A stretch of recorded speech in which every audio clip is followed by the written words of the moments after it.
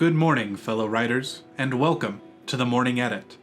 I'm James, an author, editor, and the owner of The Arcanist, an independent publisher dedicated to sharing excellent fantasy fiction. This is a show where you and I sit down with a cup of coffee and talk all things fantasy publishing, especially from the perspective of the independent author. Joining our talk today is Lee Patton, fiction editor of The Arcanist, co-founder of the literary fantasy magazine, and the author of A Valley of Shadow, the first novella published by The Arcanist and a modern take on classic sword and sorcery. Today, we're talking about sword and sorcery, and how the genre can contribute to modern fantasy and how it fits into the overall literary landscape. Is it really just action pulp driven by nothing but blood and guts, or is there something more? Spoiler alert, there is. Sword and sorcery is actually a very interesting, deep genre that is constantly underestimated. A Valley of Shadow is Patton's modern take on sword and sorcery, and it weaves in a lot of internalization that was present in a lot of the classic sword and sorcery that you don't see so much with the modern stories that circulate today. A big misinterpretation that people have about the genre is that it's all action all the time. But conflict, the core element to sword and sorcery, can take many forms.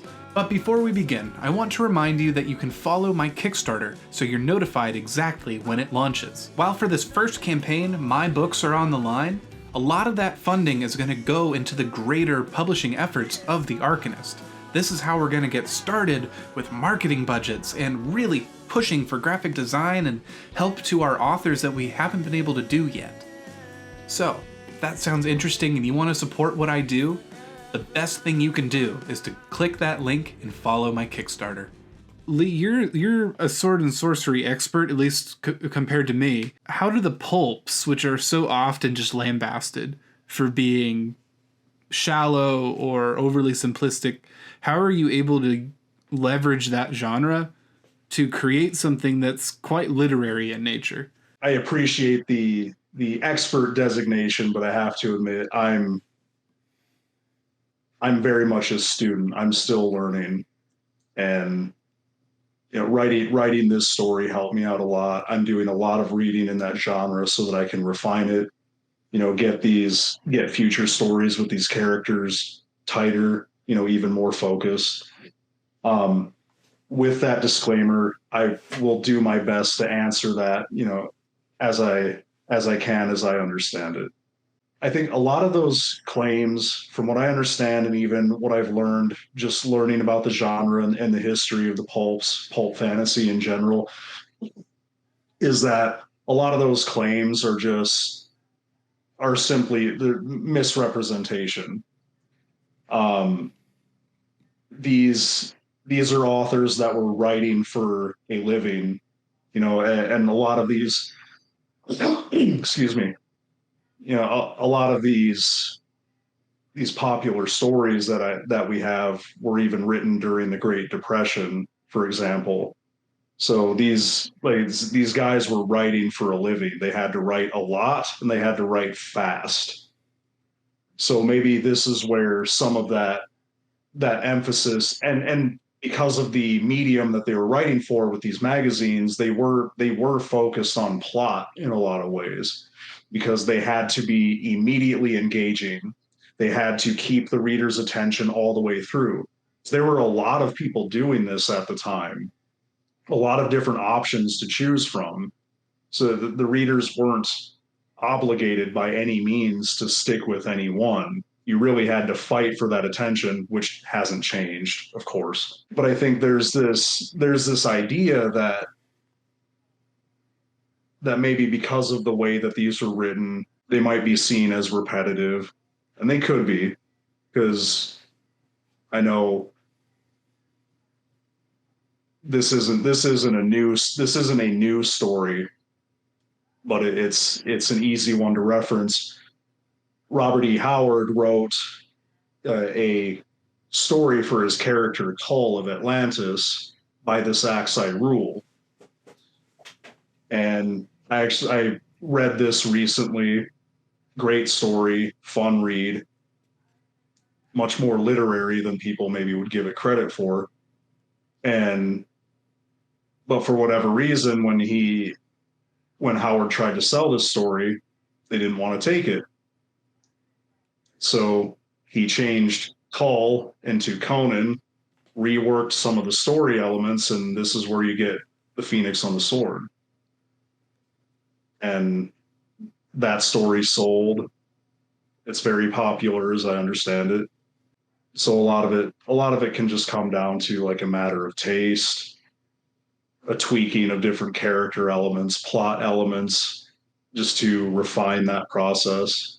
Now, with that idea of the focus on plot, too, you get a sense that you're going to be missing something from the characters, that the characterization isn't going to be as deep, or that the themes explored in the story are going to be shallow, and that any meaning that's derived from them is going to be uh, lessened, diminished, worthless, maybe.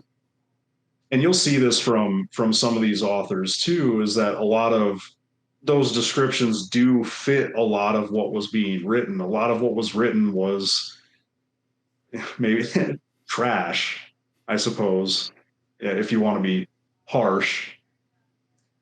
But again, that's one of those things that I don't think has really changed. You have stories that try and stories that don't, and everything in between.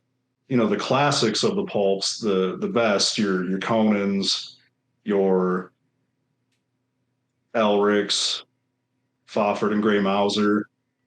Is that when these kinds of stories are written well, they're every bit as powerful as any 19th century literary story that you've read.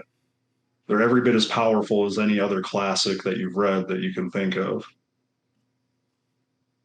So it ultimately, like any kind of writing that you do, it comes down to time, patience, skill, your ability and willingness to learn. I think there's something to be said for the format of those classics, right? They get criticized because these authors, they weren't rich people lazing about and writing because they had nothing else better to do. Cough, cough, Lord Dunsany. But they were working at a very difficult point in history. They needed a paycheck. They needed money. They needed food. And so, like, Weird Tales had a style guide, and it said your stories had to have these things. Any stereotype of Conan or Sword and Sorcery is probably because Weird Tales said you don't get a paycheck unless your story has those things in them. At the same time, limitation breeds creativity. So an entire unique genre, a flair on the fantasy genre before, like, and really this is a formative genre to fantasy because it wasn't established in the way that it is now. Yet these limitations bred a really unique tone that has seeped its way into like every aspect of fantasy pop culture. And you are doing your work to modernize that medium, because I would say, despite your older influences, not a single one of the books on the comp books are within the last 20 years, and that's only because Erickson's more recent and everybody else is older. But at the same time, A Valley of Shadows, an incredibly modern and what's not the word not cutting edge, but relevant to today. Very, very noteworthy. I'm still not hitting the word right, but it is a story that needs to be told right now in this time period with the way people are feeling. And I think it responds to the way reader, and maybe I'm biased, I'm your editor, I'm your publisher, but I think it's a wonderful story with sincerity. There's so much pessimism in that post 9/11 dystopian kind of movement in the sci-fi fantasy space. Now we're starting to see more stories that are sincere, where the good guy wins again.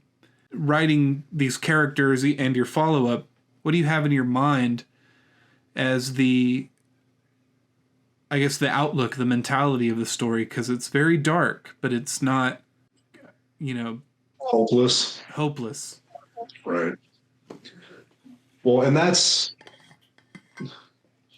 I suppose that would be the guiding philosophy of this story, is that, I mean, even this character in general, is that I wanted to use him to acknowledge the realities, perceived, real or otherwise, that our generation has grown up with, the ideas that we've come up with. As I suggested before, I tend to reject a lot of postmodern thinking because I do think a lot of it is destructive. And with that, this wholesale deconstruction of literary tradition, I think we've taken it too far at this point. So, and this is to go back to your idea of sincerity. Everything is ironic, everything is sarcastic, everything's a joke. And I get where that comes from. I think not fully, but I think I do understand to an extent why that has come about, why we tend to think about that way. The image of the world that we've presented with has been shattered more than once in what, 10, 15, 20 years? That's insane. That's a lot for anybody to handle mentally, which I think is a big reason why why we have such a focus on the psychological, and why our generation and the next has such an interest in psychology, analyzing things through a psychological lens, trying to understand the mental world and how that works, because I think as we become more isolated in a lot of ways, that's kind of the world that we tend to live in up here. Mm. So it makes sense that that's what we start to explore more and more in all of our media, not just the writing. And so with Rock, I can't ignore that. I am very, very much inspired by the pulps and classic literature in general, but it doesn't change the fact that I grew up when I did, Right. in the environment that we have. And this is to get back to, like I said, I do reject a lot of postmodern thinking, but one thing that sticks with me is how much we can be shaped by our environment. That's a hard one to disagree with, because it does seem to be very, very true. And Rock represents that. He is a very cerebral character. A lot of his conflict does happen mentally. Given his nature as an undead, it's hard to hurt him physically. So in a way, I kind of have to. Yeah. The pain has to be up here. That's a really great writing technique. Just like, if you have the indestructible character, like what makes One Punch Man an interesting anime protagonist? It's not that he can't be hurt, it's that he's bored to tears because he can't be hurt. I think that internalization that you bring into Sword and Sorcery it lends towards a balanced approach. So last time when we talked about this in private, I brought up the idea of like a 3-pillar approach to narrative, which would be like borrowing from Zen, a balance between mind, body, and spirit. When a narrative has elements of all three, I think it's a very well-balanced narrative. It's a full meal. You have your protein, you have your potatoes, you have your greens, and you have the gravy on top, pulling it all together. Rock deals with that. He wrangles with his guilt and the things that he's done and the turmoil that brings him.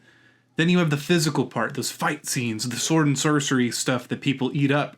And then through it all, there's that underlying theme of faith and redemption. Moving from my initial source of inspiration for Rock, like Erickson Zimas, and I was trying to think of a character that I could write for I was writing this character for the Arcanist. So that, that supplied my framework. I it had to be character focused. It had to incorporate sound literary elements, but I also wanted to, just based on some of, the submissions that we were getting, seeing what other people were writing, what I started to notice that we were missing was something that was still very action focused, very engaging in that immediate physical sense. And this is where I started to draw on the pulp elements, because at originally Israk he's a literary character. His undeath can be interpreted as a metaphor for all kinds of different mental states. His undeath for me, or his state as an undead to me, is a metaphor for the decaying spiritual state that we're suffering, the cultural and societal decadence that we're going through. And even something maybe more immediate and relatable would simply be the vast amounts of depression that our generation and the next experience. That this idea that we're living, we go through our day, we go through the motions, but we feel dead inside. I just took that idea and inverted it. Israk is dead on the outside. He's just going through the motions. He doesn't know what his purpose is at this point. He doesn't understand what he's trying to do. He feels that he's lost everything, but there's that drive to continue on. Is it just instinct? Is it hope? Both. I guess that's what I want the reader to discover. That's why I want them to read it. But yeah, Israk starts out as his tale. This first tale is very dark, because from a literary standpoint, I think this is where heroes are made. You see it all the time in the Disney stories. Their heroes suffer some catastrophic loss situation, and then it pushes them to grow, and they become, the heroes that they do. And that's not limited to Disney. That's how that's creating a hero. That's how it works. Maybe a more interesting thing about Israk, and this will be detailed in further stories as I expand the lore, is that Israk is in a situation where he is a fallen hero who the reader is going to join after that fall. After he's kind of a war hero, and then he does what he does, and he falls. He loses a sense of purpose and meaning, and so he has to become. I'm taking him from this new low point to become what he was, and maybe even more. All of this is to achieve that ultimate goal of reintroducing sincerity to our stories, to tell the readers that it's okay to hope in something greater.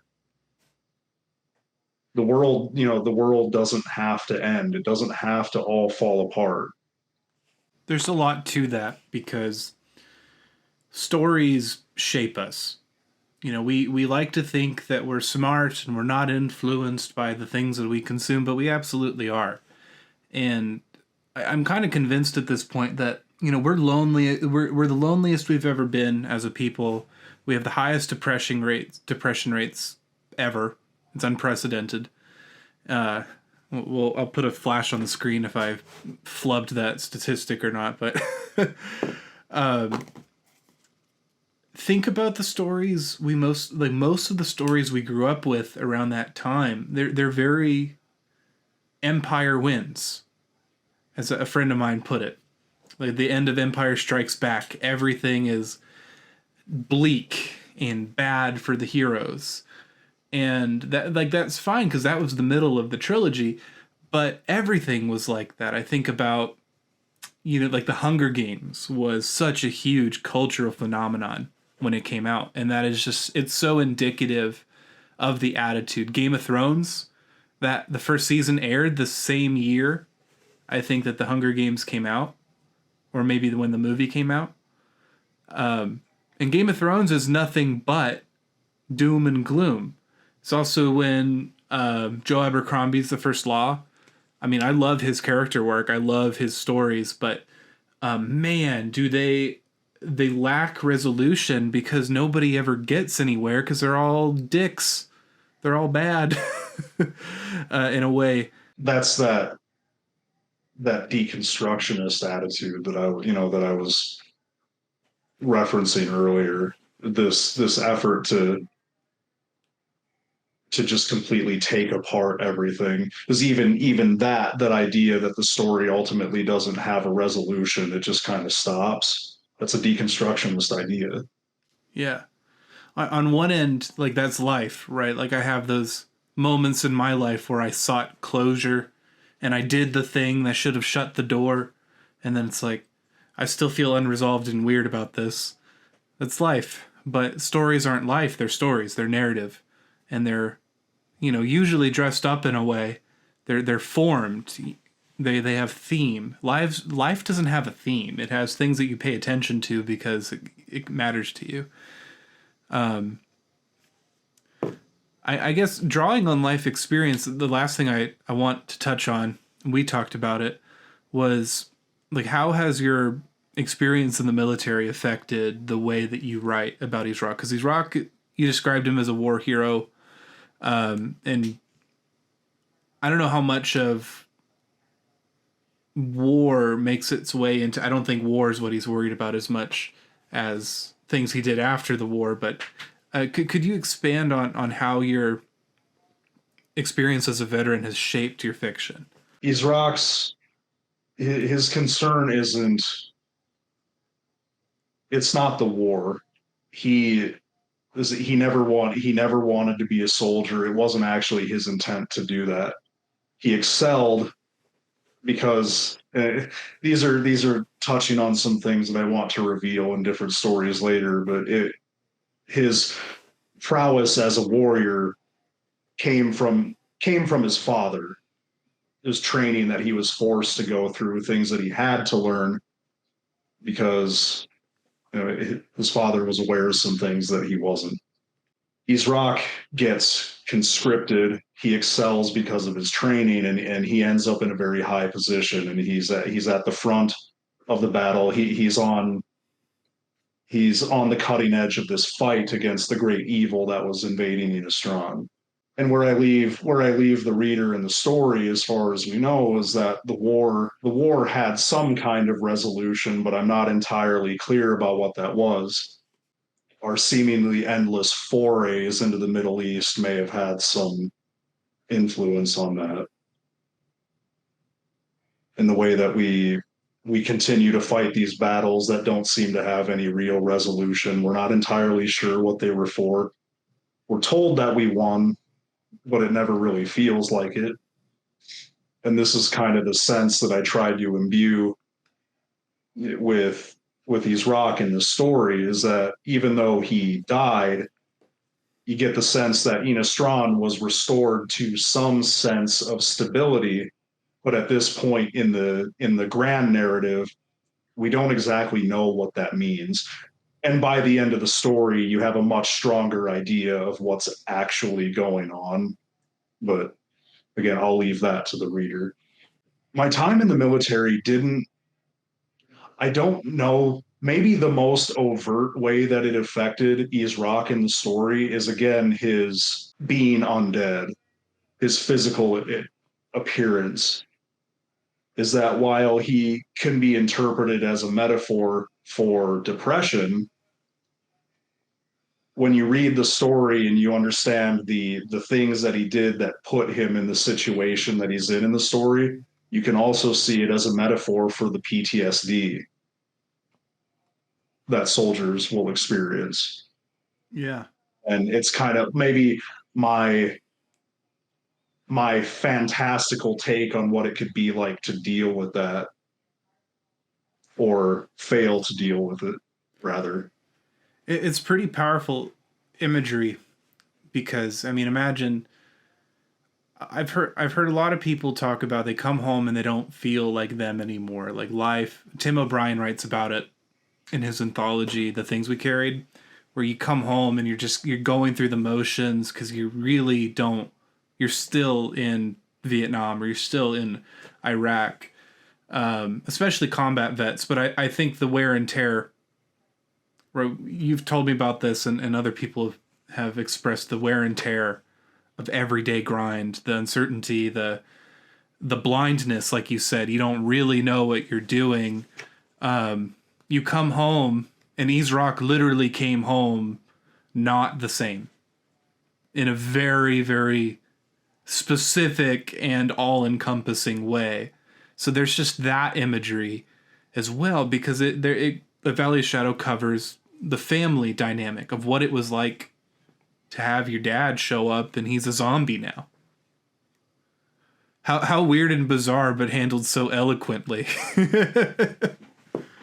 I was trying to figure out how to make those relationships work, because I can see a reader going into that and it's like, how is his family is taking this really well, and readers will see what I mean, when they read that. And it's not that they don't have concerns or qualms about what's going on, and I tried to relate that too.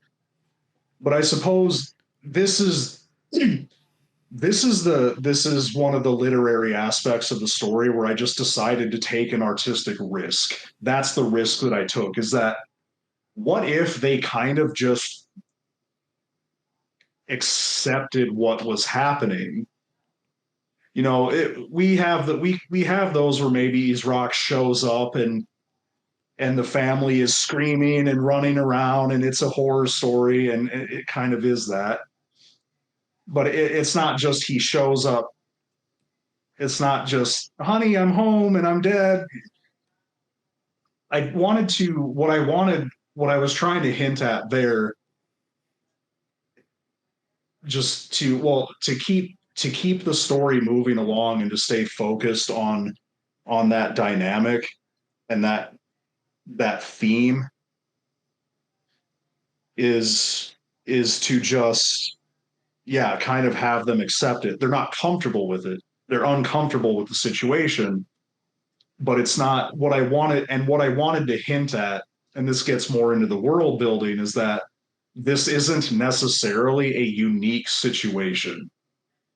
It's uncommon, but as we've pointed out in the promotional materials, and for anyone who's already read the story, is that Israk being a raised dead isn't unique.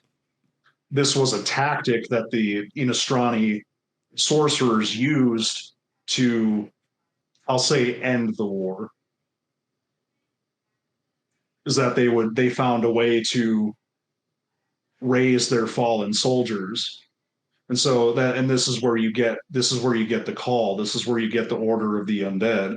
Is that Israk is by no means the only one. There are many of these warriors.